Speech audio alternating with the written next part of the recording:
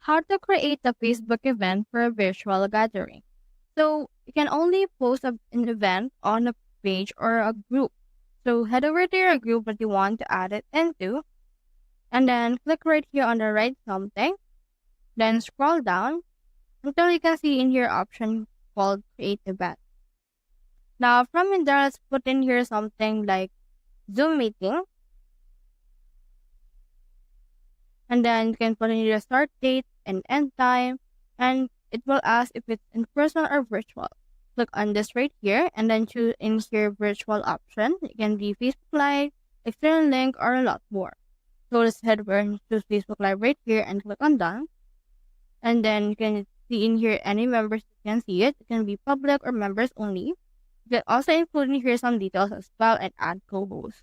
Once you're done, click on this create event and then you should be good to go. So that's how you create a Facebook event for virtual gathering.